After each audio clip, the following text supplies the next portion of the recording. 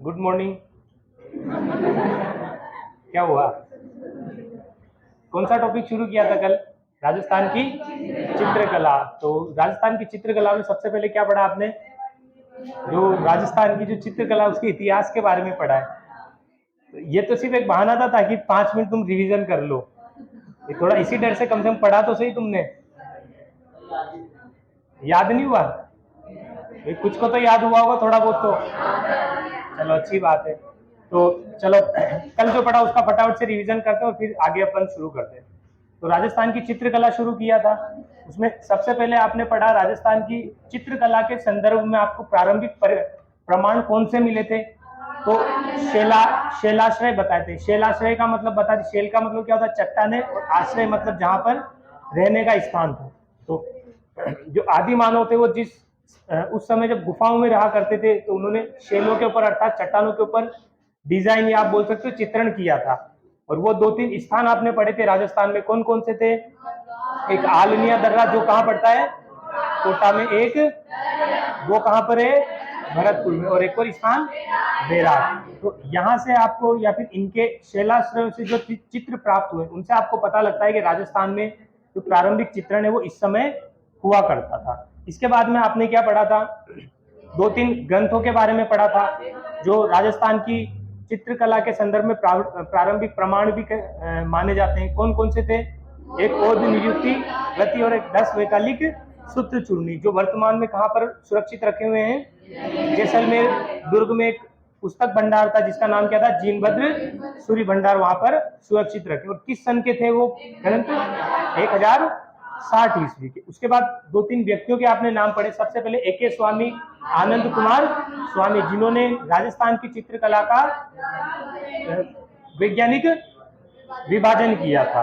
उसके बाद आपने किनका नाम पढ़ा? एक राय कृष्णदास का, जिन्होंने राजस्थान की जो चित्रकला इसे क्या कहा?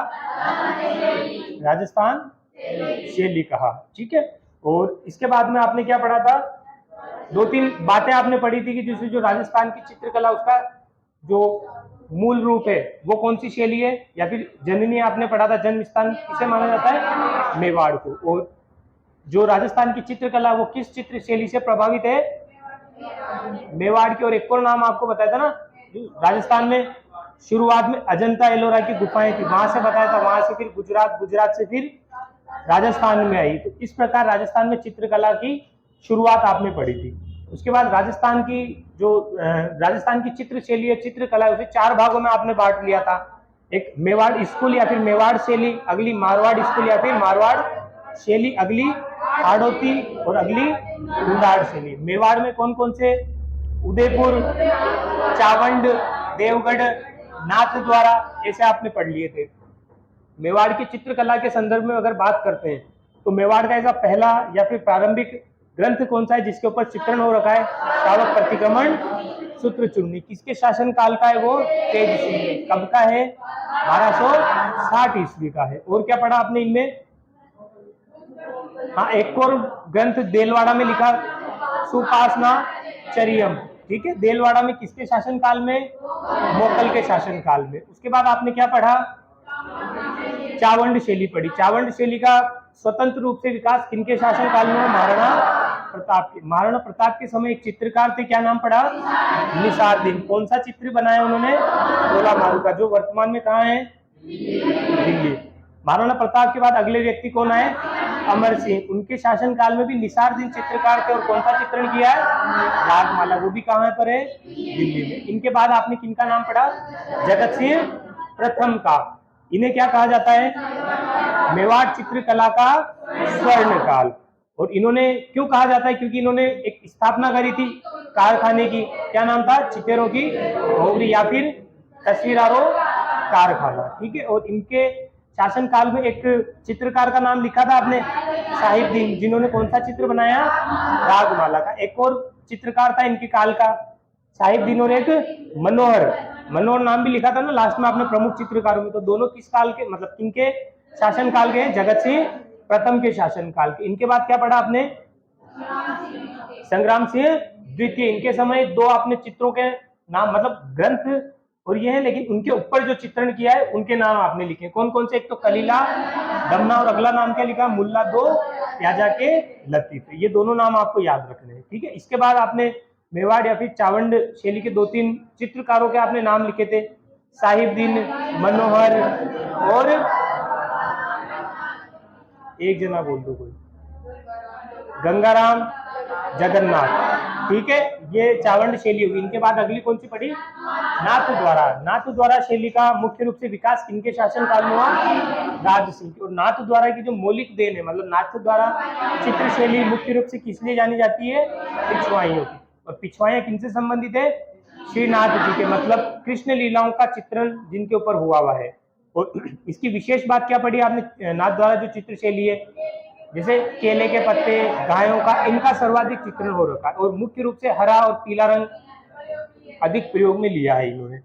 और 2-3 चित्रकारों के नाम पड़े नाथद्वारा शैली के, रामलिंग, चतुर्भुज, नारायण, और 2 महिला चित्रकारों के नाम, कमला और इलायची, ठीक है। नाथद्वारा के बाद में अगली शैली देवगढ़ उपशैली।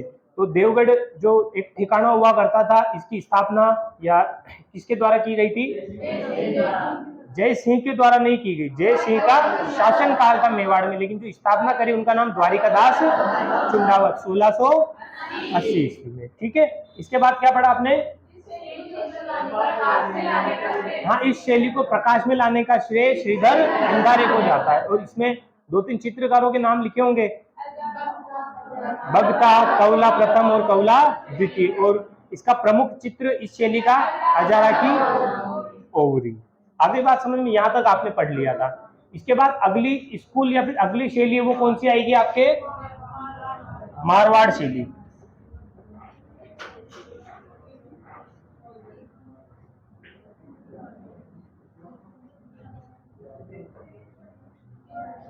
तो मारवाड़ शैली के अंतर्गत और अलग अलग शैलियां भी थी।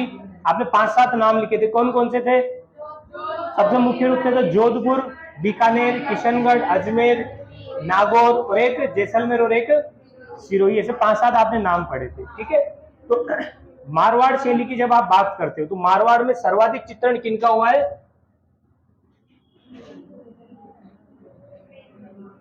प्रेम प्रसंग के जो चित्रण होते हैं वो सर्वाधिक किस शैली में हुए हैं, मारवाड़ की जो चित्रकला है या फिर मारवाड़ चित्र शैली है उसमें हो रखे। और आपने कल एक ग्रंथ का नाम पढ़ा था जो राजस्थान में चित्रकला का प्रारंभिक ग्रंथ माना जाता है, क्या नाम पढ़ा था, वो तो मेवाड़ का पढ़ा था आपने।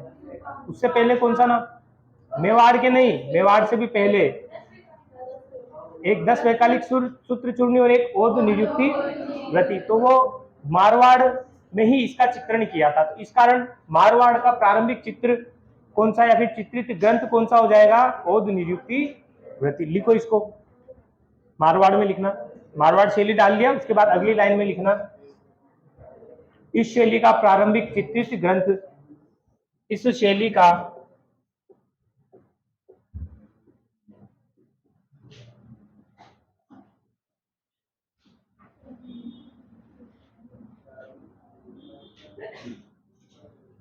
इस शैली का प्रारंभिक चित्रित ग्रंथ ओध नियुक्ति व्रति है।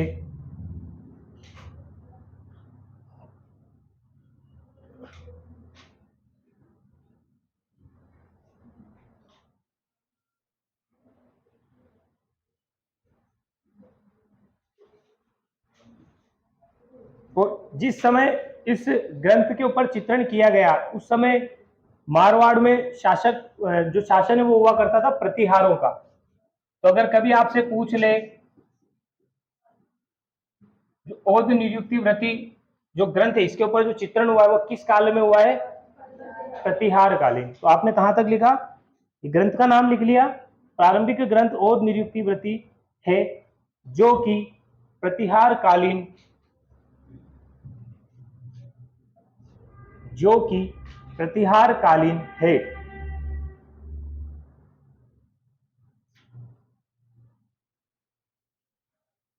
जो कि प्रतिहार कालीन है, लिख लिया।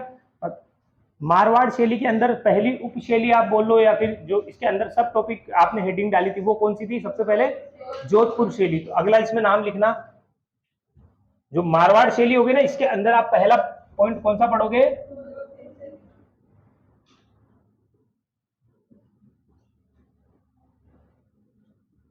जोधपुर शैली लिखो। इसमें भी वही आपको 2-3 बातें याद रखनी है कि किनके शासन काल में मारवाड़ या फिर जोधपुर में चित्रकला की शुरुआत हुई, किनका काल स्वर्ण काल कहलाता है। तो एक दो कोई चित्र जो महत्वपूर्ण है जहां से क्वेश्चन आपके बनते हैं। तो मारवाड़ में मालदेव के बारे में पढ़ा है आपने। तो जो जोधपुर शैली है इसकी शुरुआत या जो प्रारंभ है वो किनके काल में हुआ था, मालदेव के काल में। लिखना इसमें, जोधपुर चित्रकला की शुरुआत मालदेव के शासन काल में हुई।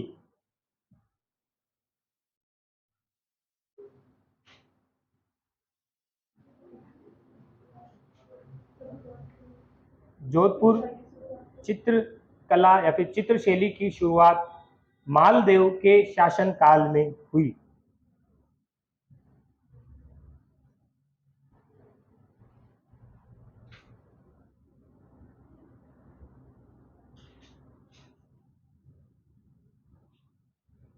लिख लिया।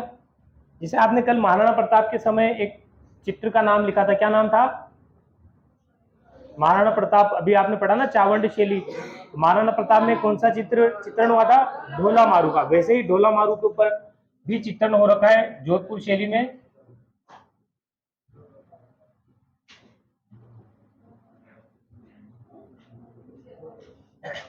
इससे पहले आप एक और महत्वपूर्ण बात याद रखना, जैसे आपने मेवाड़ में पढ़ा था, मेवाड़ का प्रारंभिक चित्रित ग्रंथ कौन सा पढ़ा है, श्रावक प्रतिक्रमण सूत्र चूर्णी। और मारवाड़ का कौन सा पढ़ा है आपने, और निरुक्ति रति।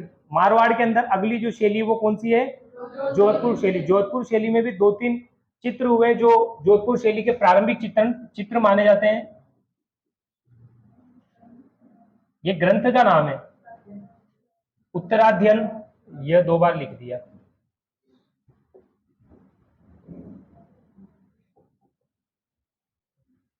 और एक महल है चोखेलाव महल।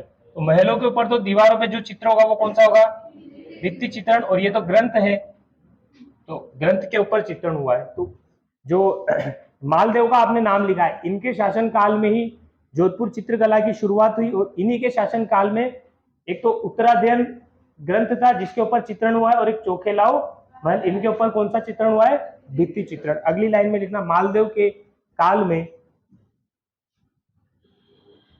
मालदेव के काल में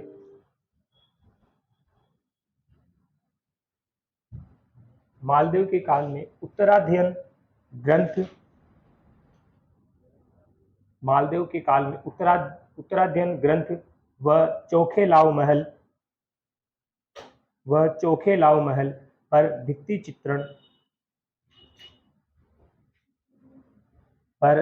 चित्रण हुआ है।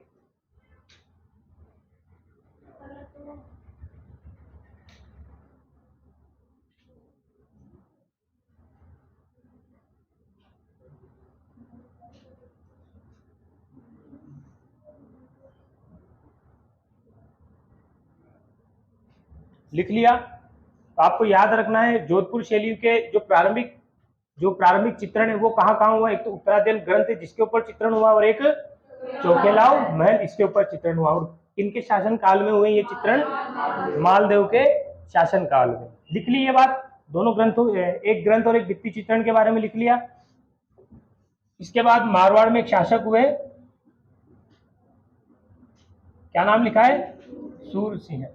इनके समय में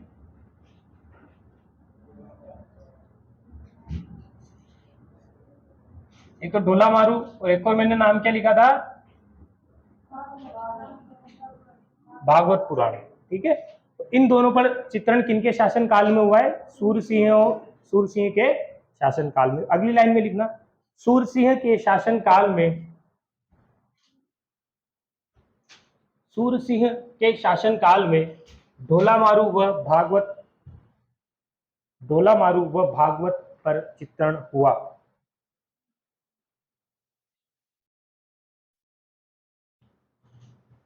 सूरसिंह के शासन काल में ढोला मारू व भागवत पर चित्रण हुआ।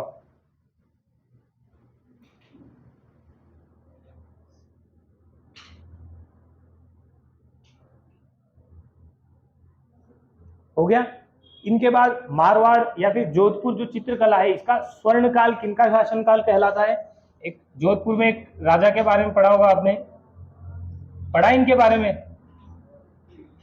एक संप्रदाय भी आपने पढ़े थे वैष्णव मत के, और एक और कौन सा मत पढ़ा था? शैव मत। शैव मत में एक संप्रदाय का नाम पढ़ा था आपने,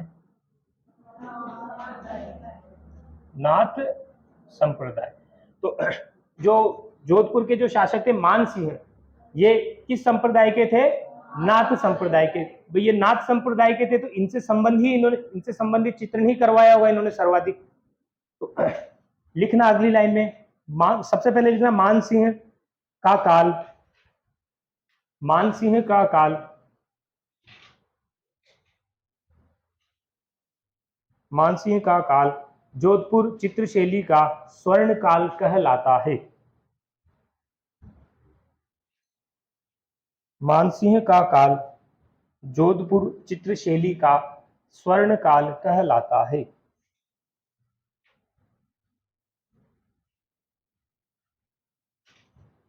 जोधपुर चित्रशैली का स्वर्ण काल कहलाता है। लिख लिया? अगली लाइन में लिखना, इनके शासनकाल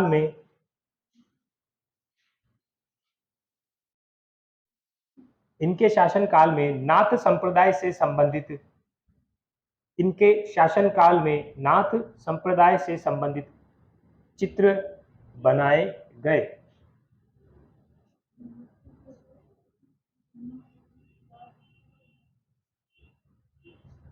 इनके शासनकाल में नाथ संप्रदाय से संबंधित चित्र बनाए गए।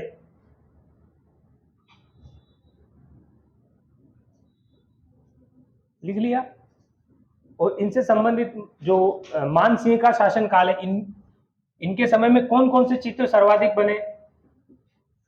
ये 2-3 चित्रों के नाम लिखना, मतलब ग्रंथ है जिनके ऊपर चित्रण किया था।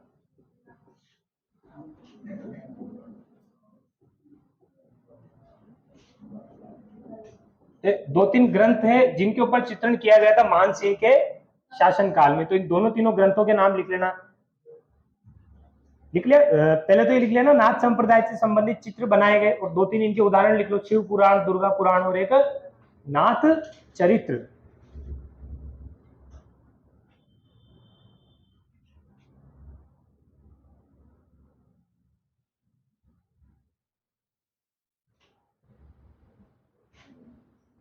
लिख लिए तीनों नाम? लिख लो फटाफट से। ये लिखे ना, एक शिव पुराण, दुर्गा पुराण और एक नाथ चरित्र।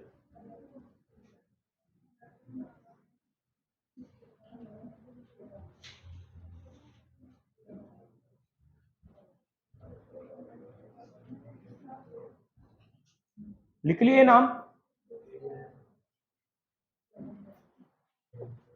इनके बाद जब जोधपुर में 1857 की क्रांति पढ़ ली है, पढ़ ली क्या सबने? तो जोधपुर में उस समय शासक कौन थे 1857 की क्रांति के समय?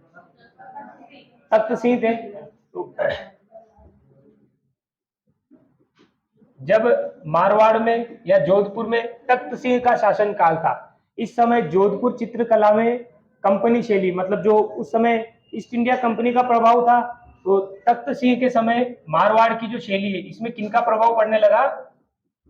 यूरोपीय शैली का। और इसे आप बोल सकते हो कंपनी शैली भी बोल सकते हो। इसे और क्या बोल सकते हो? कंपनी शैली। कंपनी शैली का मतलब जो ईस्ट इंडिया कंपनी थी उसका क्या पड़ा इनके ऊपर? प्रभाव पड़ा है। ठीक है, तो अगर यहां से क्वेश्चन आएगा तो सीधा सा यही पूछेंगे, मारवाड़ के किस शासक के समय मारवाड़ चित्र शैली में कंपनी प्रभाव या फिर यूरोपीय प्रभाव पड़ा? तो आंसर क्या करना है? तख्त सिंह। लिखना अगली लाइन में, तख्त सिंह के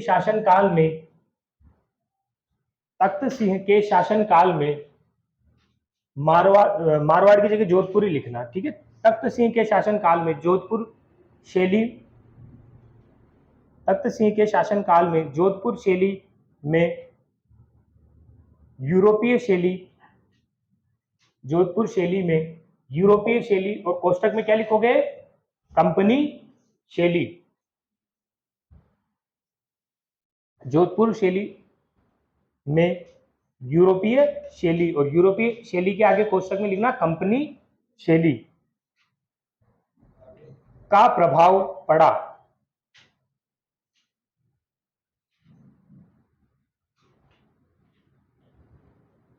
का प्रभाव पड़ा। और तख्त सिंह के शासनकाल में एक चित्रकार थे जिनका नाम है एएच मुलर, और इन्होंने दुर्गादास राठौड़, पढ़ा हुआ इनके बारे में। तो तख्त सिंह के ही शासनकाल में एक चित्रकार थे एएच मुलर, इन्होंने दुर्गादास राठौड़ का चित्र बनाया है। ठीक है, लिखना इसी अगली लाइन में लिख लेना। तख्त सिंह के काल में एएच मुलर ने, तख्त सिंह के काल में, तख्त सिंह के काल में एएच मुलर ने दुर्गादास राठौड़ का चित्र बनाया। एएच मुलर ने दुर्गादास राठौड़ का चित्र बनाया।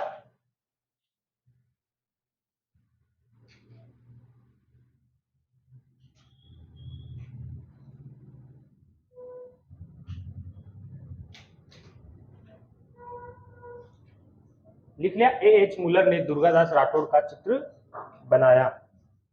अब इसमें जोधपुर शैली में एक चित्रकार हुए जिनका नाम है डालचंद। इन्होंने जोधपुर के एक शासक हुए, क्या नाम है उनका, इनका एक चित्र बनाया हुआ है।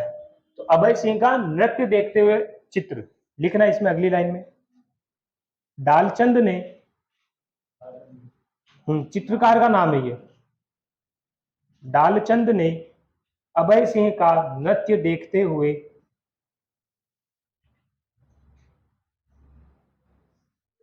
डालचंद ने अभय सिंह का नृत्य देखते हुए चित्र बनाया। क्वेश्चन पूछा हुआ ये, याद रखना इसको, ठीक है। नृत्य देखते हुए चित्र बनाया, लिख लिया। इसके बाद जोधपुर के या जोधपुर चित्रकला के चित्र शैली के 3-4 प्रमुख कलाकारों के, चित्रकारों के नाम लिखना।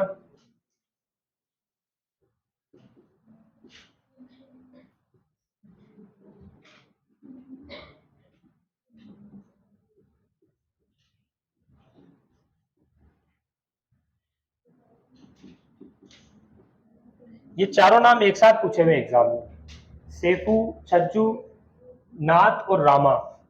ये चारों जो चित्रकार हैं इनका संबंध किस चित्र शैली से है या फिर कहां से है, जोधपुर से। इन चारों के नाम लिखो।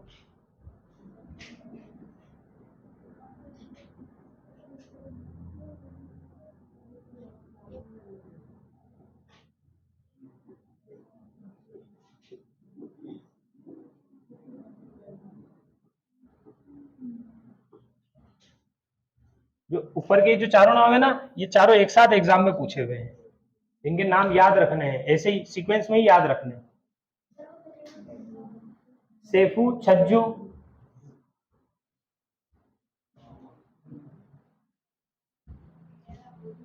नाथ और रामा। और अगला है शिवदास भाटी, दाना भाटी और एक डालचंद, जिसका एक और नाम क्या मिलता है, डालू। ठीक है। और वैसे अगर चित्रकार के अगर आपके नाम आएंगे तो इसे सिंगल नाम कभी भी नहीं पूछेंगे। सिंगल नाम तो एक बार पूछा हुआ है, साहिब राम और साहिब दीन, जो आपको मैंने कल बताया ना, साहिब दीन तो मेवाड़ में आ गया, एक साहिब राम आएगा जो आप जो जयपुर शैली में पढ़ोगे, तो सिर्फ एक बार एग्जाम में पूछा। बाकी इनके चित्रकारों के नाम आएंगे तो 2-3 नाम एक साथ देंगे। ठीक है। तो मारवाड़ या फिर जोधपुर शैली के प्रमुख चित्रकारों के नाम सेफू, छज्जू, नाथ या फिर नाथा भी आपको मिल जाएगा, और एक रामा। अगला नाम शिवदास भाटी, दाना भाटी और एक डालचंद या फिर डालू। तो ध्यान रखना, किसी भी चित्रकार के आगे अगर भाटी नाम आपको मिल जाए तो किस चित्रकला से संबंधित कर दोगे उसको, जोधपुर चित्रकला से। आ गई बात समझ में। इसके बाद जैसे आपने कल उदयपुर शैली या फिर चावंड शैली जो आपने पढ़ी, उसकी विशेषताएं आपने पढ़ी थी। किन रंगों का सर्वाधिक प्रयोग किया है, लाल, पीला, हरा और नीला। वैसे ही पीले रंग का सर्वाधिक प्रयोग किया है जोधपुर शैली में। तो इसकी 2-3 विशेष बात लिखना आप जोधपुर शैली की, ऐसे विशेषताएं लिख दो, विशेषताएं। तो पहली विशेषता लिखना, पीले रंग का सर्वाधिक प्रयोग किया, पीले रंग का सर्वाधिक प्रयोग किया। एक हाशिया आपको बताया था, उदयपुर शैली में हाशियों में कौन सा रंग होता था? लाल। वैसे ही जोधपुर या फिर मारवाड़ शैली में हाशियों का रंग कैसा होता था? पीला। ठीक है, एक तो ये लिख लिया पीले रंग का सर्वाधिक प्रयोग, और इसी में लिखना आगे हाशिए का रंग, हाशिए का रंग पीला। मतलब हाशिए में उसकी जो चारों ओर की बाउंड्री जो हुआ करती थी वो किस रंग की करते थे? वो पीले रंग की। ठीक है, हाशिए का रंग पीला लिख लिया। इसके बाद मैंने आपको जब मारवाड़ चित्रकला शुरुआत करी थी तब मैंने आपको बताया था जो मारवाड़ चित्र शैली में अधिकतर चित्र जो बने हुए वो किसके ऊपर आधारित है? प्रेम प्रसंग के ऊपर। लिखना इस बात को। इस चित्रकला में सर्वाधिक चित्रण प्रेम प्रसंगों का किया है या फिर किया गया है। इस चित्रकला में सर्वाधिक चित्रण प्रेम प्रसंगों का किया गया है।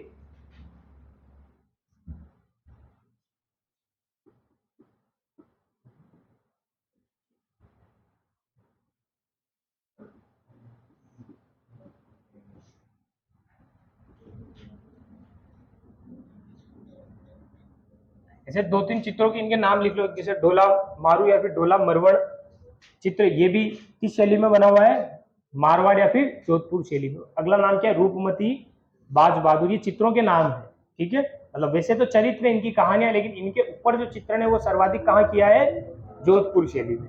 इनके दो तीन उदाहरण लिख लो। ये लिख लिया ना आपने, प्रेम प्रसंगों पर किया गया, उसके आगे ये दो तीन नाम लिख लो आप।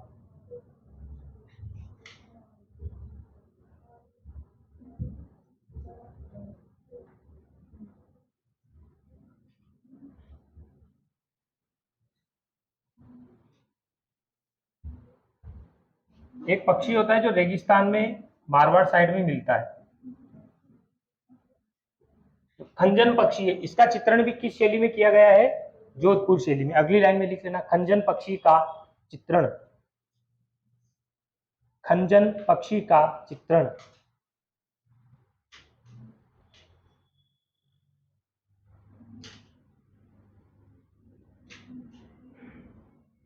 लिख लिया। तो जोधपुर शैली में आपने क्या क्या बातें पढ़ी है? कौन कौन सी बातें पढ़ी? सबसे पहली बात, जोधपुर या फिर मारवाड़ शैली आपने पढ़ी, उसका प्रारंभिक चित्रण या जो प्रारंभिक चित्रित ग्रंथ है वो कौन सा है? ओद निरुक्ति वृत्ति। उसके बाद आपने देखा जोधपुर शैली का प्रारंभ या फिर जो प्रारंभिक काल है वो किनका शासन काल माना जाता है? मालदेव का। इनके बाद जोधपुर शैली का, जोधपुर चित्रकला का स्वर्ण काल किनका शासन काल है? मानसिंह का। मानसिंह के समय सर्वाधिक चित्रण किन पर किया गया है? नाथ संप्रदाय। दो तीन आपने नाम पढ़ लिए, शिव पुराण, दुर्गा पुराण और एक नाथ चरित्र। इसके बाद अभय सिंह का नृत्य देखते हुए चित्रण किसके द्वारा किया गया है? डालचंद के द्वारा। और जोधपुर शैली के तीन चार आपने चित्रकारों के नाम लिखे, सैफू, छज्जू, रामा और एक नाथा। ठीक है, और एक शिवदास भाटी, दाना भाटी, ऐसे, और एक डालचंद। इनके नाम आपको याद रखने, पूछे में एग्जाम में, और संभावना है कि अगले एग्जाम में भी पूछ सकते हैं। ठीक है, इसके बाद जो जोधपुर शैली, इसमें यूरोपीय शैली या कंपनी शैली का प्रभाव किनके शासन काल में होने लगा था? तख्त सिंह के शासन काल में। एक और व्यक्ति का आपको नाम लिखना है, एक चित्रकार थे, क्या नाम है? वीर जी। इन्होंने पाली के एक सामंत थे, विठल दास चंपावत। तो इनके लिए एक चित्रण किया है, किसका? रागमाला का। एग्जाम में पूछा हुआ है, वीर जी का नाम याद रखना इस बात को। तो अगली बात लिखो इसमें, वीर जी के द्वारा, वीर जी के द्वारा पाली के विठल दास चंपावत हेतु रागमाला का चित्रण,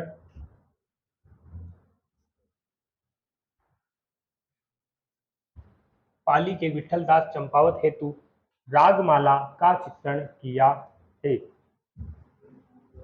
अच्छा सॉरी, के द्वारा कहां तक लिखा? विठलदास के द्वारा, सॉरी, वीरजी के द्वारा पाली के विठलदास चंपावत हेतु रागमाला का चित्रण, रागमाला का चित्रण किया गया। लिख लिया? लिख लो। ये दोनों बातें एक और लिखवा रहा हूं मैं, इनको याद रखना है।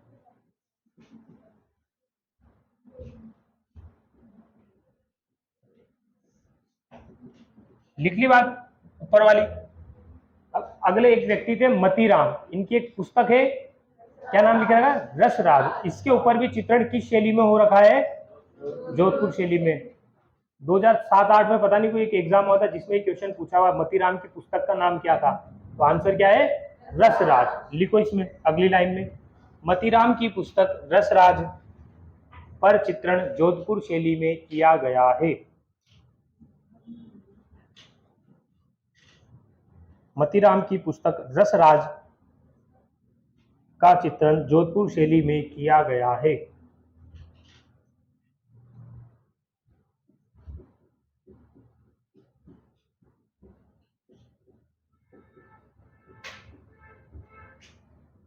लिख लिया? इसके बाद वैसे मतीराम की जैसे एक पुस्तक है ना रसराज, वैसे एक और पुस्तक का नाम क्या है? ललित ललाव। तो अगली एक और इनकी पुस्तक का नाम भी लिख लो, ये हो सकता है किसी एग्जाम में पूछ ले। तो इनकी एक और पुस्तक का नाम लिख लेना, ललित ललाम।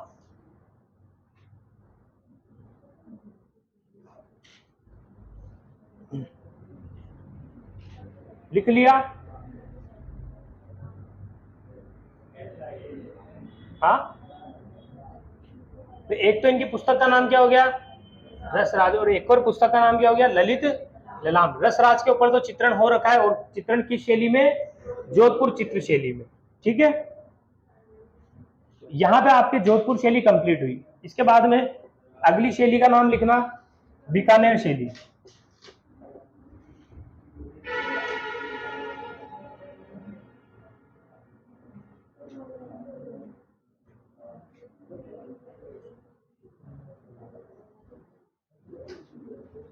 लिख लिया? बीकानेर शैली में जब आपने हस्तकलाएं पढ़ी थी तो वहां मैंने आपको दो बातें लिखवाई थी बीकानेर के संबंध में। फिर मैंने ये भी कहा था कि ये डिटेल में आप चित्रकला में पढ़ोगे। भूल गए? पुस्ता कला तो, और एक मथेरना। ठीक है, तो सबसे पहले बीकानेर शैली लिखो आप। बीकानेर चित्रकला का, जैसे आपने अलग अलग चित्र शैलियों के प्रारंभिक ग्रंथों के नाम लिख रहे हो, वैसे बीकानेर शैली में जो प्रारंभिक ग्रंथ है उसका नाम लिखना भागवत पुराण। लिखो, बीकानेर शैली का प्रारंभिक चित्रित ग्रंथ, बीकानेर शैली का प्रारंभिक चित्रित ग्रंथ भागवत पुराण है। बीकानेर शैली का प्रारंभिक चित्रित ग्रंथ भागवत पुराण है। लिख लिया?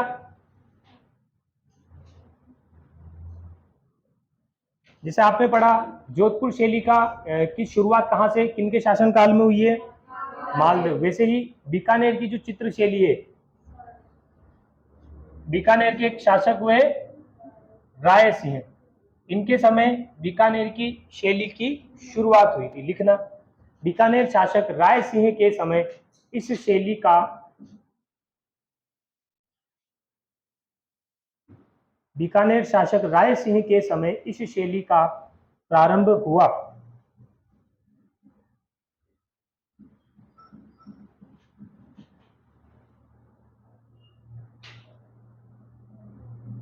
इस शैली का प्रारंभ हुआ।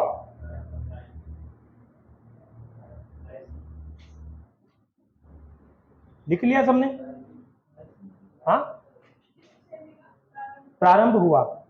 बीकानेर शासक राय सिंह के समय इस शैली का प्रारंभ हुआ। इस शैली की शुरुआत हुई, ये भी लिख सकते हो। और जैसे शुरुआत तो किनके काल में हो गई?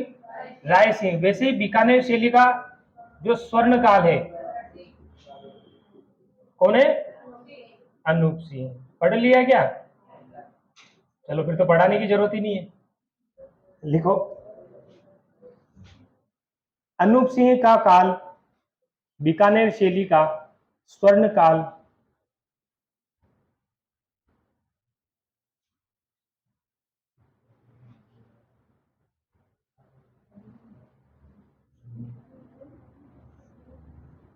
लिख लिया, अनूप सिंह का काल बीकानेर शैली का स्वर्ण काल माना जाता है।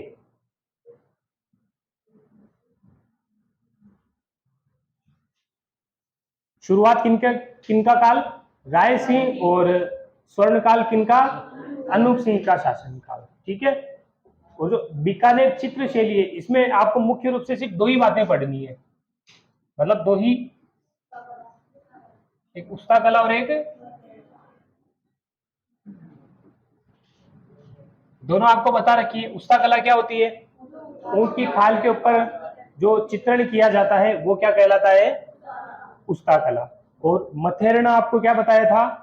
जो गीला प्लास्टर होता है उसके ऊपर जो भी आप कलाकारी चित्रकारी करते हो वो क्या कहलाती है? मथेरना कला। सबसे पहले लिखना उस्ता कला, पहले लिखना उस्ता कला।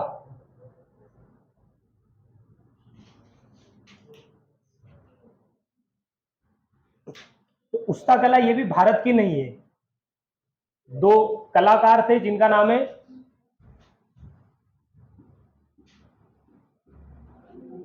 अली रजा और एक का नाम है रुकनुद्दीन।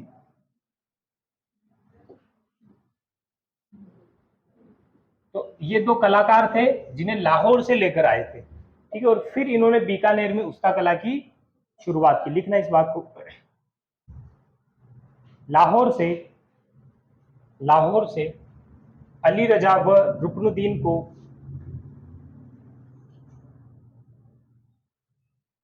लाहौर से अली रजा व रुकनुद्दीन को, रुकनुद्दीन को बीकानेर लाए, बीकानेर लाए, जिन्होंने, जिन्होंने उस्ता कला की शुरुआत की।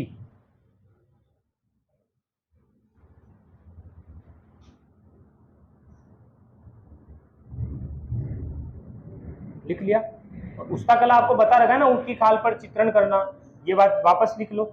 ऊंट की खाल पर चित्रण उस्ता कला कहलाती है। ऊंट की खाल पर चित्रण उस्ता कला कहलाती है।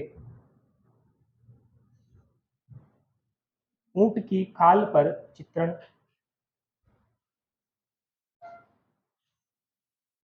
उस्ता कला कहलाती है।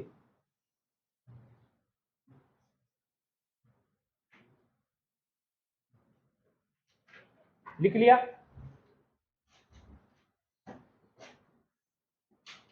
एक कलाकार है उस्ता कला के जिन्हें पद्मश्री मिला हुआ है, क्या नाम है? हसमुद्दीन। लिखना अगली लाइन में, हसमुद्दीन को उस्ता कला हेतु पद्मश्री मिला हुआ है।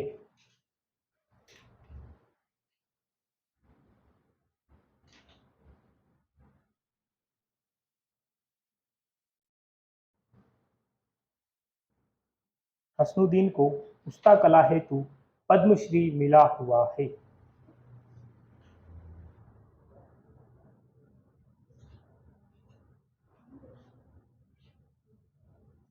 उस्ता कला हेतु पद्मश्री मिला हुआ है। तो उस्ता कला के अन्य कलाकारों के भी नाम लिख लेना। एक का नाम है रामनाथ और एक का नाम हसन। लिख लेना। अन्य कलाकार, उस्ता कला के अन्य कलाकार रामनाथ और एक हसन।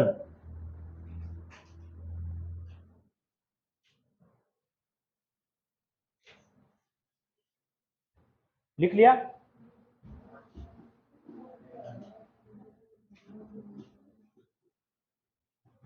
और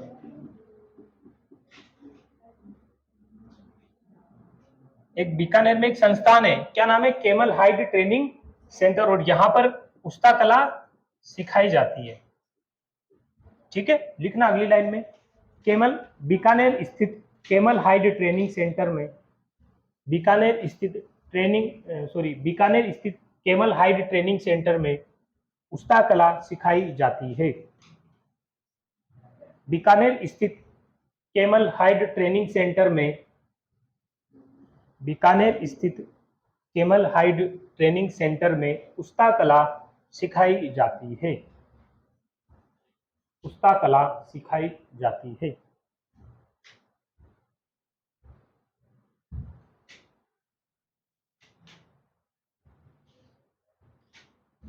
लिख लिया, ये आपने उस्ता कला आपके कंप्लीट हो गई। उस्ता कला पहली बात होती क्या है, ऊंट की खाल के ऊपर चित्रण करना क्या कहलाता है, उस्ता कला। और बीकानेर में इसे कौन लेकर आए, अली रजा और रुकनुद्दीन, लाहौर से दो कलाकार आए थे बीकानेर, और उन्होंने बीकानेर में उस्ता कला की शुरुआत की। उस्ता कला के ऐसे प्रमुख कलाकार जिन्हें पद्मश्री मिला हुआ है, हसनुद्दीन। और कौन से हैं अन्य कलाकार इसके, एक रामनाथ और एक हसन। और उस्ता कला के लिए एक सेंटर बना हुआ है जिसका क्या नाम है, केमल हाइट ट्रेनिंग सेंटर। कहाँ पर है, बीकानेर में, जहां पर उस्ता कला सिखाई जाती है। आगे बात समझिए। इसके बाद बीकानेर की अलग जो अगली कला है क्या नाम है,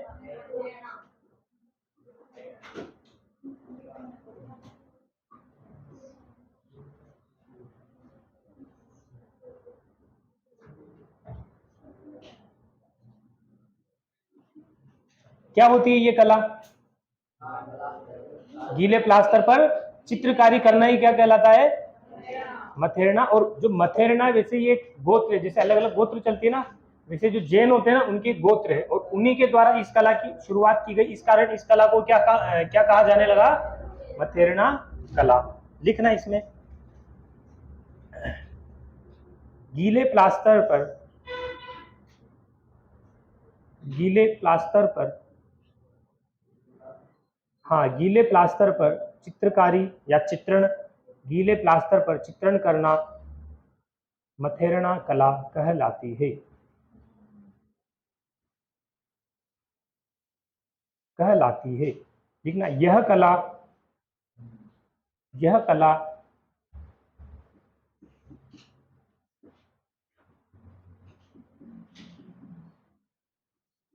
यह कला जैन मिश्रित राजस्थानी कला है, यह कला जैन मिश्रित राजस्थानी कला है।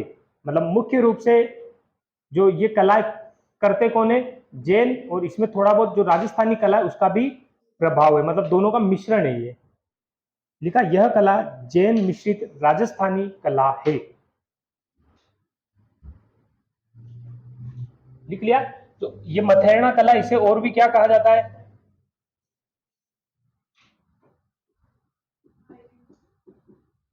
आयरिश या फिर आला गीला कला भी कहा जाता है। लिखना अगली लाइन में, इस कला को आयरिश व आला गीला कला भी कहा जाता है।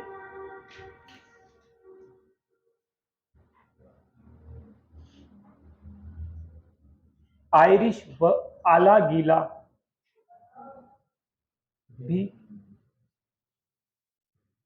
भी कहा जाता है।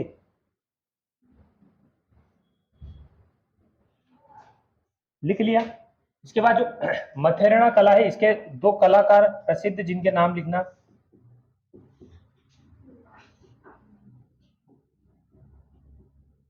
एक का नाम मुन्ना लाल और एक का नाम मुकुंद। तो मथेरना कला के दो कलाकार, दोनों का नाम म से शुरू हो रहा है, याद रख लेना इनको। मथेरना कला के एक तो मुन्ना लाल और एक मुकुंद।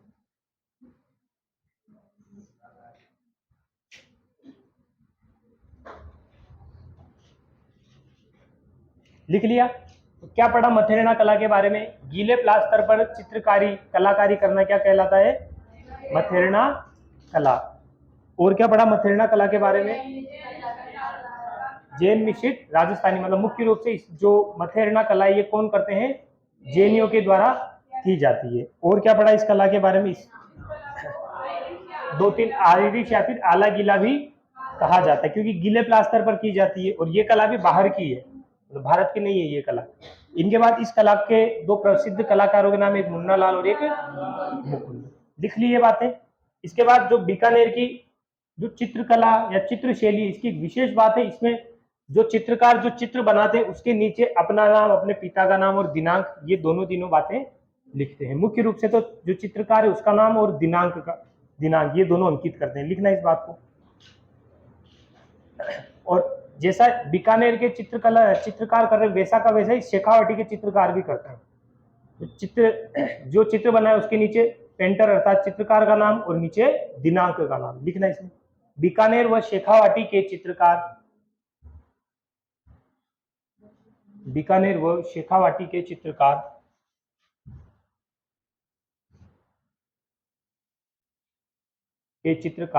चित्रों पर अपना नाम व दिनांक अंकित करते के चित्रकार चित्रों पर अपना नाम व दिनांक अंकित करते थे। तो काफी विशेष बात है, इन दोनों के अलावा और किसी भी चित्र शैली में ये बात नहीं है। तो अगर कभी क्वेश्चन आता है कि ऐसे कौन कहाँ के या फिर ऐसे किस शैली के चित्रकार है जो चित्र के साथ अपना नाम और दिनांक भी अंकित करते थे, या तो आंसर बीकानेर होगा या फिर शेखावाटी होगा। आगे बात समझ में। और बीकानेर की चित्रकला की खास बात है कि बीकानेर का इतिहास आपने पढ़ा है, तो यहाँ के जो शासक थे वो कभी दक्षिण भी गए थे, पंजाब भी गए थे, मतलब बीकानेर से बाहर के भी गवर्नर रहे थे। जो आपने पढ़ा था ना, अकबर जब इन्होंने अधीनता स्वीकार कर ली थी, तो अकबर के बाद में जो औरंगजेब, शाहजहां और जितने भी मुगल शासक हुए, उन्होंने बीकानेर के शासकों को कभी तो दक्षिण भेज दिया, कभी पंजाब भेज दिया, ऐसे अलग अलग स्थानों पर गवर्नर बना के भेज दिया था। उस कारण से बीकानेर की चित्रकला में एक तो पंजाब की शैली और दक्कन शैली, या फिर आप बोल सकते हो दक्षिण शैली, इन दोनों का क्या है, प्रभाव है। इंपॉर्टेंट बात है, याद रखना। लिखो, बीकानेर चित्र शैली पर पंजाब व दक्षिण शैली का प्रभाव है। बीकानेर शैली पर पंजाब व दक्षिण शैली का प्रभाव है।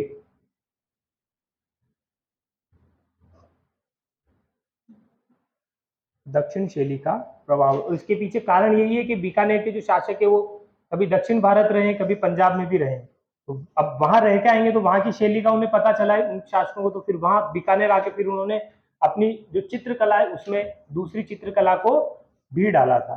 ठीक है, तो अगर कभी पूछ ले जो बीकानेर चित्र शैली, इसमें कौन कौन सी शैलियों का भी प्रभाव पड़ा हुआ है, एक पंजाब की और एक कौन सी, दक्षिण शैली।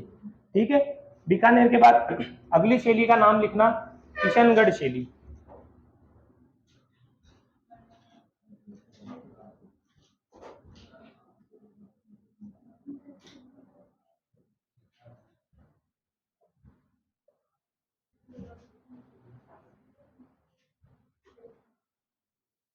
मारवाड़ का इतिहास पढ़ लिया, उदय सिंह आए थे क्या,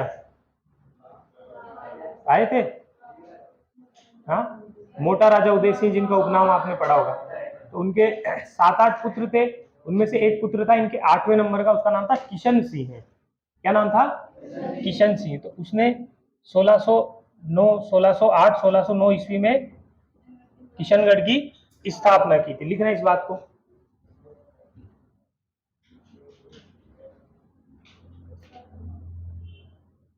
किशन सिंह ने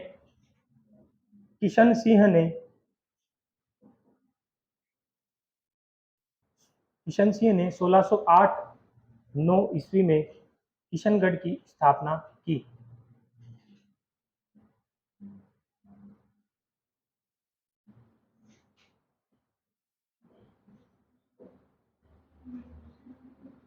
किशनगढ़ की स्थापना की। और जो किशनगढ़ चित्र शैली, इसमें महत्वपूर्ण चित्र जो आपने किताबों में भी देखा होगा, बनी ठनी आपने नाम सुना होगा, और कई एग्जाम में क्वेश्चन आया हुआ है, जहां तक संभावना है आपके एग्जाम में भी यही क्वेश्चन आएगा। ठीक है, तो किशनगढ़ के जैसे किशन सिंह ने तो स्थापना कर दी किशनगढ़ की। इनके बाद यहाँ के एक शासक हुए जिनका नाम है सावंत सिंह। सबसे पहली बात, किशनगढ़ में जो भी यहाँ के शासक हुए वो वल्लभ संप्रदाय के थे, मतलब वल्लभ संप्रदाय को मानते थे वो। इस वल्लभ संप्रदाय को मानते, इसका मतलब कृष्ण जी की पूजा करते थे। तो उसी कारण बीकानेर किशनगढ़ शैली में जो भी चित्र बने उनमें वल्लभ संप्रदाय का प्रभाव पड़ा हुआ है। ठीक है, तो लिखना इसमें किशनगढ़ शैली के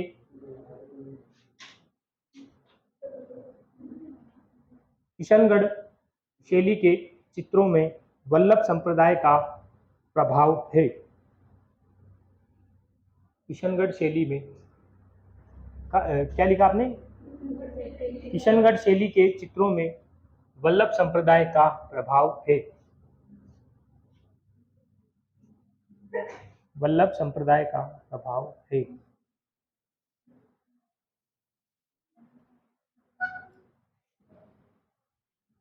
और मुख्य रूप से किशनगढ़ शैली का स्वर्ण काल किनका काल कहलाता है?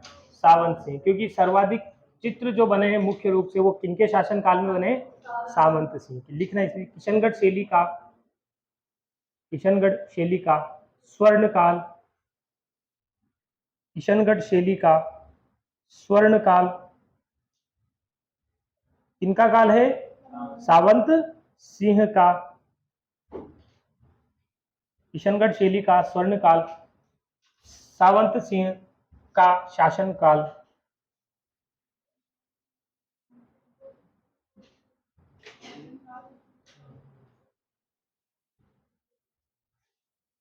का शासन काल है। ठीक है, तो आपको ध्यान रखना है किशनगढ़ शैली का स्वर्ण काल है वो किनका शासन काल था? सावंत सिंह का। और जिससे मैंने आपको बताया किशनगढ़ शैली के जो भी शासक थे वो किस संप्रदाय के थे? वल्लभ संप्रदाय के। वैसे ही सावंत सिंह भी उसी संप्रदाय के होंगे। तो इन्होंने फिर शासन करते करते फिर ये भक्ति भाव में डूब गए। उसके बाद इन्होंने इनका नाम चेंज करके क्या कर लिया? नागरीदास। और नाम चेंज करने के बाद ये कहाँ चले गए? वृंदावन। और वृंदावन गए, उसके बाद इनकी जो मृत्यु वो भी कहाँ हुई है? वृंदावन में हुई है। जहां तक आपको पता लग गया। इसके बाद जो सावंत सिंह थे मृत्यु से पहले दिल्ली से ये एक अपनी सेविका लेके आए थे। सेविका का मतलब तो जानते हो ना, पासवान, जिसका नाम था रसिक रसिक प्रिया भी बोलते हैं और रसिक बिहारी भी बोलते हैं।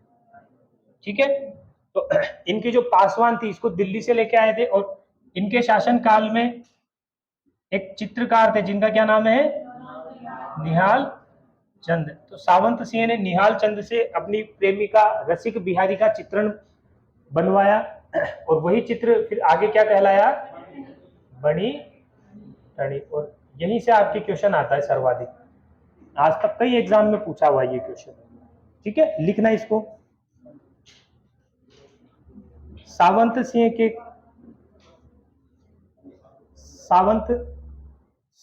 काल में सावंत सिंह के काल में निहाल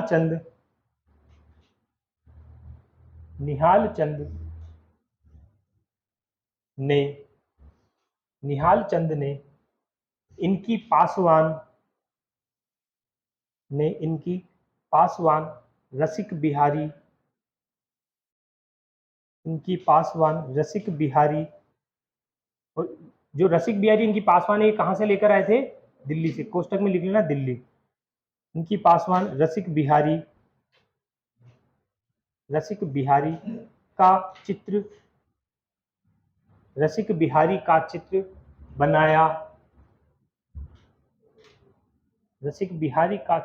बनाया जिसे क्या कहा जाता है? बनी ठनी। जिसे बनी ठनी कहा जाता है। जिसे बनी ठनी कहा जाता है। लिख लिया। अगली लाइन में लिखना, जो सावंत सिंह इन्होंने अपना नाम चेंज करके क्या कर दिया था? नागरीदास। लिखना सावंत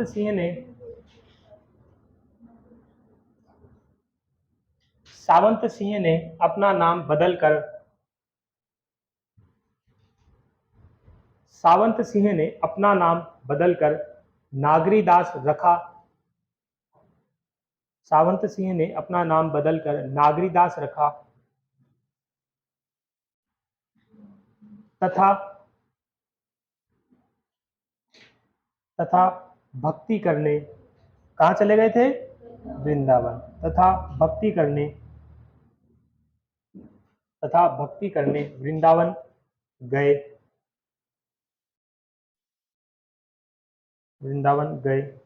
और वृंदावन में इनकी क्या हुई है? मृत्यु हुई है। लिख लेना, गए। वह वृंदावन में ही सावंत सिंह की मृत्यु हुई। वह वृंदावन में ही सावंत सिंह की मृत्यु हुई। सावंत सिंह की मृत्यु हुई।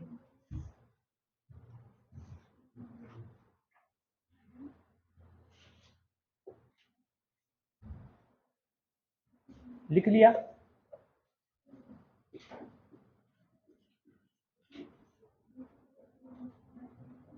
किशनगढ़ शैली का जो एक चित्र बनी ठनी, इसे क्या कहा जाता है? भारत की मोनालिसा भी कहा जाता है। और जो भारत की मोनालिसा है, बनी ठनी को किसने कहा? एक व्यक्ति थे,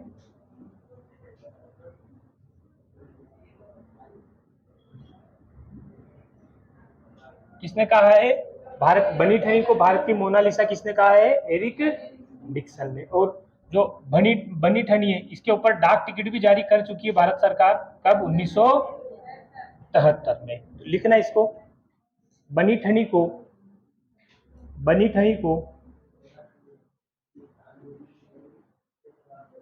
ठनी को भारत की मोनालिसा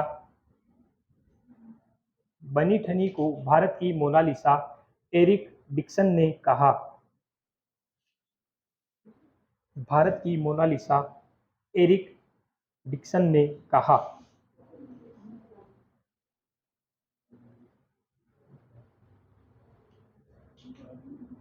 एरिक डिक्सन ने कहा।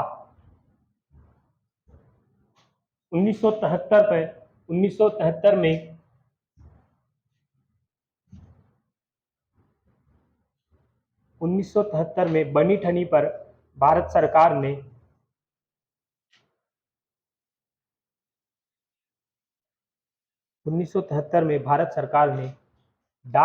बनी ठनी पर डाक टिकट जारी किया। तो चाहो तो शॉर्ट में भी लिख सकते हो। 1973 में भारत सरकार ने बनी ठनी पर डाक टिकट जारी किया।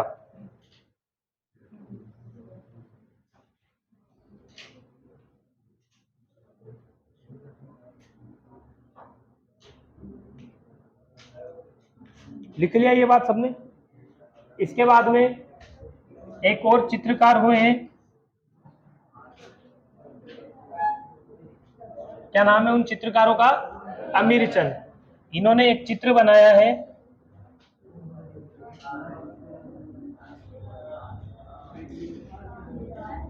चांदनी रात की गोष्ठी। लिखो, अमीर चंद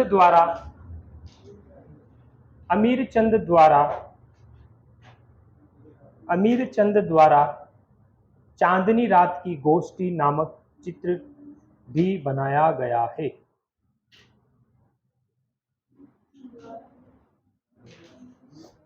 अमीर चंद द्वारा चांदनी रात की गोष्ठी नामक चित्र भी बनाया गया है।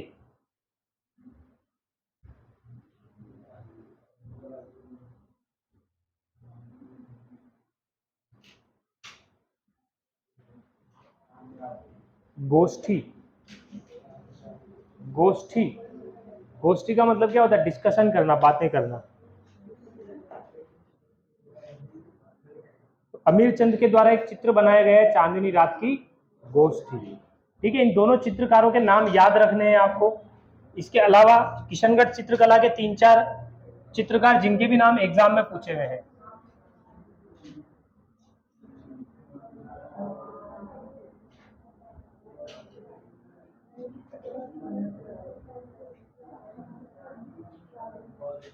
इन तीनों के नाम एज इट इज एग्जाम में पूछे हुए हैं। जैसे हम बता ना सीक्वेंस में एक नाम नहीं पूछ के 2-3 नाम एक साथ पूछते हैं, तो लिखना अगले प्रमुख कलाकार या प्रमुख चित्रकार नानक राम, सवाई राम और एक लाडली दास। किशनगढ़ चित्र शैली के प्रमुख कलाकार है, और दो आपने पहले लिख ली, एक निहाल चंद और एक अमीर चंद। और जो निहाल चंद है उसकी एक उपाधि थी, आप किताबों में नाम देखोगे तो निहाल चंद से पहले नाम मिलेगा मयूर ध्वज, तो उपाधि थी निहाल चंद की। ठीक है, नानक राम, सवाई राम और एक लाडली दास किशनगढ़ चित्र शैली के प्रमुख कलाकार हैं ये।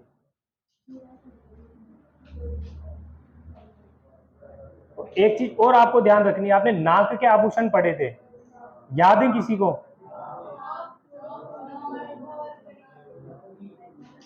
एक नाम आपने पढ़ा वह बेसर, बेसरी भी जिसका नाम मिलता है। तो जो बनी ठनी में जो क्या नाम लिखा था, रसिक बिहारी, उसका जो चित्रण हुआ है तो उसमें नाक का आभूषण है और उस आभूषण का नाम क्या है, बेसरी या फिर बेसरी। ये क्वेश्चन पूछा हुआ एग्जाम में, ठीक है, लिखना इसमें। बनी ठनी चित्र में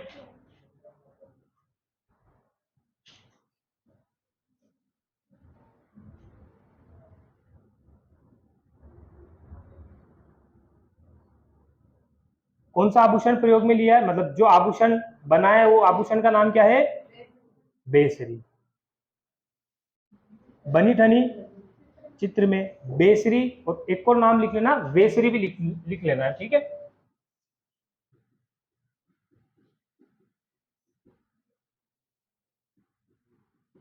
ये 2-3 नाम है, दोनों एक ही है, ठीक है।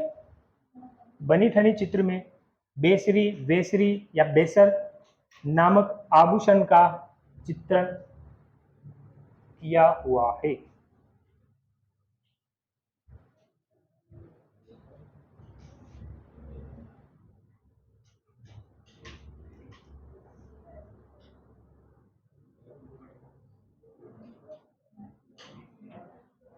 लिख लिया। तो जो बनी ठनी है इसमें कौन सा आभूषण प्रयोग में, कौन से आभूषण का चित्रण किया हुआ है, बेसरी या फिर वेसरी नामक आभूषण का चित्रण किया हुआ है।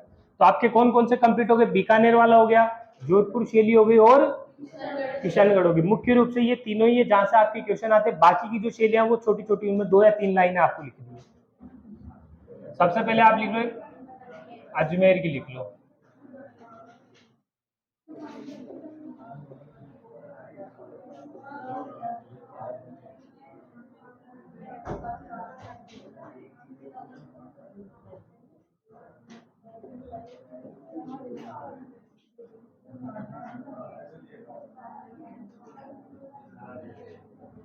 लिखो 2-3 जो अजमेर शैली, इसमें 2-3 ठिकाने हुआ करते थे। ठिकाने का मतलब आप समझ गए ना। तो मुख्य रूप से इन ठिकानों में चित्रकला की जाती थी, और इसी कारण फिर अजमेर शैली का विकास हुआ है। सावर, भिनाय, जूनिया, ये नाम सुने हुए होंगे आपने। लिखो ना, इनके नाम लिखो, लिखो तो सही है। तीनों नाम लिख लिए क्या? सावर, भिनाय, जूनिया ठिकानों पर या ठिकानों में चित्रकारी की जाती थी। हाँ, अजमेर अलग पॉइंट, अजमेर शैली। भिनाय, सावर, जूनिया ठिकानों में चित्रकारी की जाती थी, जिस कारण अजमेर शैली का विकास हुआ। जिस कारण अजमेर शैली का विकास हुआ। लिख लिया।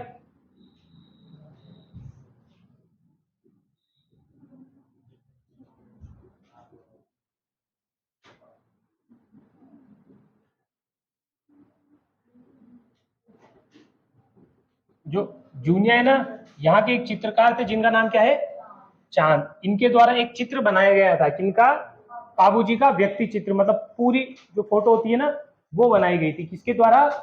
चांद नामक व्यक्ति के द्वारा। तो लिखना, जूनिया के चित्रकार चांद द्वारा, जूनिया के चित्रकार चांद द्वारा, जूनिया के चित्रकार चांद द्वारा बाबूजी का व्यक्ति चित्र बनाया गया।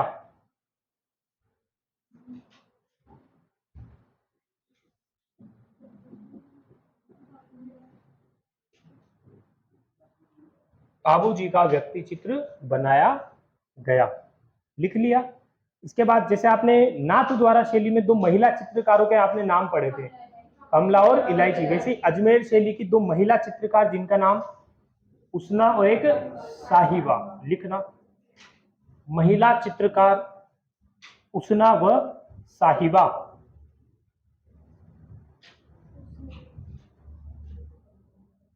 उसना व साहिबा।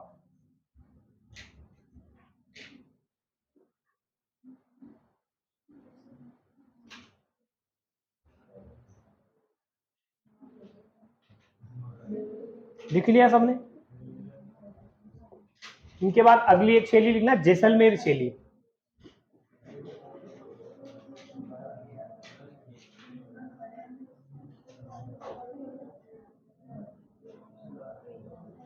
जैसलमेर शैली।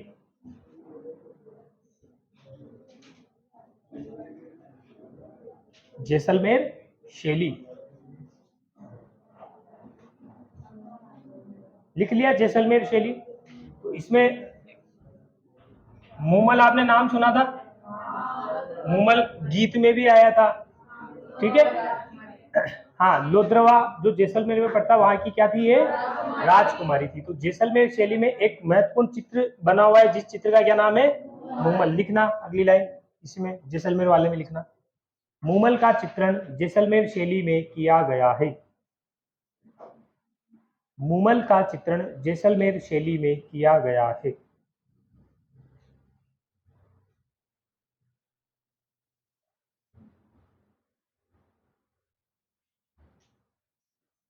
मूमल का चित्रण जैसलमेर शैली में किया गया है। जैसे आपने जैसलमेर के बारे में, जैसलमेर का जब दुर्ग पढ़ा था तो अबुल फजल का एक कथन आपने पढ़ा होगा, टांगे तो पत्थर की चाहिए, हाँ,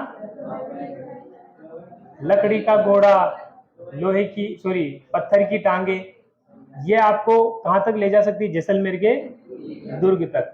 वैसे ही जैसलमेर की जो चित्र शैली है इस पर किसी भी अन्य चित्रकला का प्रभाव नहीं पड़ा। अब पड़ता कैसे, क्योंकि जैसे मान लो जोधपुर की कोई शैली है तो वहां तक अगर कोई वहां का महाराजा, कोई शासक, कोई व्यक्ति इधर आता जाता तो ही उनको पता लगता है कि जोधपुर में इस तरह से चित्र बन रहे हैं या बीकानेर में इस तरीके से चित्र बन रहे हैं। अगर कभी आपसे एग्जाम में क्वेश्चन पूछ लिया जाए कि राजस्थान की ऐसी कौन सी चित्रकला या ऐसी कौन सी चित्र शैली है जिस पर किसी अन्य शैली का प्रभाव नहीं है, तो एकमात्र शैली वो कौन सी है, जैसलमेर शैली। आगे बात समझ में, लिखना इस बात को, जैसलमेर शैली पर अन्य किसी चित्र शैली का प्रभाव नहीं पड़ा। जैसलमेर चित्र शैली पर या जैसलमेर शैली पर अन्य किसी चित्र शैली का प्रभाव नहीं पड़ा।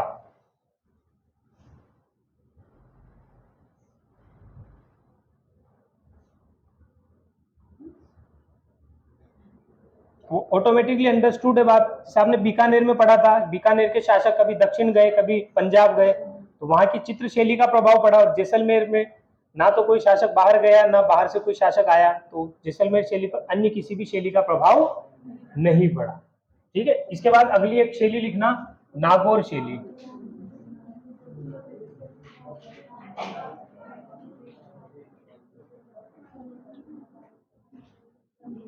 नागौर शैली की 2-3 विशेष बात आपको याद रखनी है। सबसे पहली बात, जो नागौर शैली है इसमें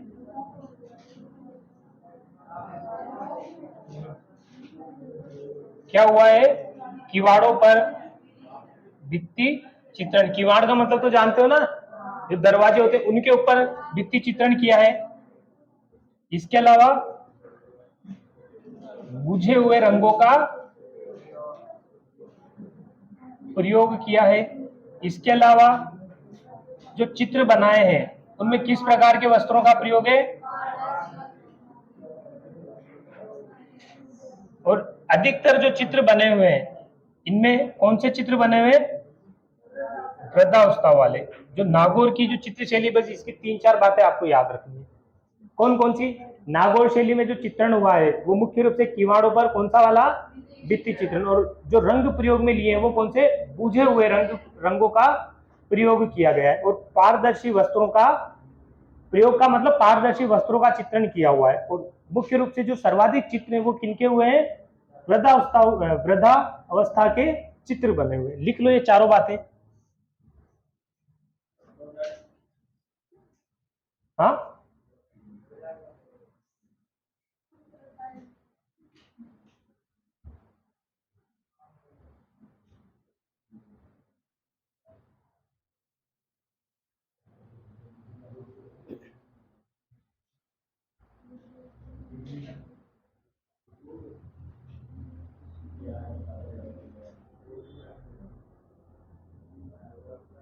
ये वाला क्वेश्चन पूछा हुआ है, ये और ये दोनों क्वेश्चन पूछे हुए हैं।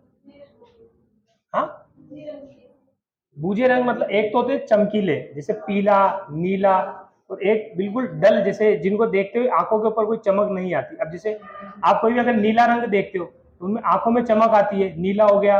या जैसे यहाँ पे अलग अलग, जैसे मैंने गुलाबी रंग प्रयोग में लिया हुआ है तो ये आपको सीधे से दिख जाएंगे। अगर इनकी जगह कोई हल्का रंग आप प्रयोग में लो, जैसे जैसे ये वाला ले लिया, येलो वाला, तो ये इतना चमक नहीं है, बाकी ये ज्यादा चमकदार है। इस प्रकार जो बुझे हुए रंग है ना उनका सर्वाधिक प्रयोग किया है। ठीक है,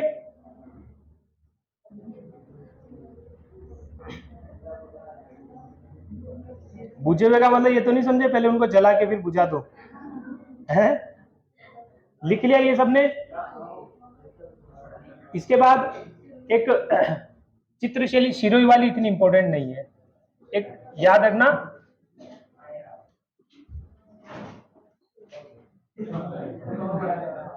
एक चित्रशैली विकसित हुई है मारवाड़ में, घाणेराव उपशैली। ठीक है, घाणेराव कहाँ पड़ता है, ये भी एक ठिकाना हुआ करता था, तो पाली है ना, पाली में पड़ता है घाणेराव। ठीक है, तो मुख्य रूप से बस आपको एक उपशैली का नाम याद रखना है, जो घाणेराव उपशैली, ये किस शैली से संबंधित है, किस शैली से, मारवाड़ शैली से। तो घाणेराव उपशैली का नाम लिखा, आगे लिखना मारवाड़ चित्र शैली से संबंधित।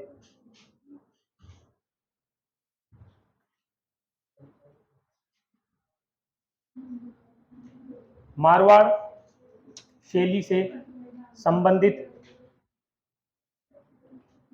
और मुख्य रूप से ये कहाँ, मतलब कौन सा क्षेत्र था, मैंने यहाँ एक गोडवाड़ आपको नाम बताया था, कौन सा, लूनी बेसिन का जो क्षेत्र है वही क्या कहलाता है, गोडवाड़। तो उस क्षेत्र में ही ये शैली प्रचलन थी, लिख लेना, गोडवाड़ क्षेत्र में इस शैली का प्रचलन था, गोडवाड़ क्षेत्र में इस शैली का प्रचलन था।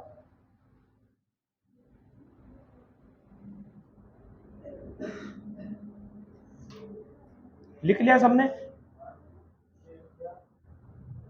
गोडवाड़ क्षेत्र में इस शैली का प्रचलन था।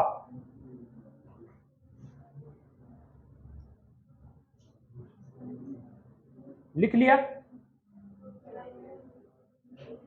तो ये आपके मारवाड़ शैली कंप्लीट हुई। इसके बाद आपके दो बचेगी, हाड़ोती और एक ढूंढाड़, वो दोनों छोटी छोटी है, वो कल हम कंप्लीट कर लेंगे।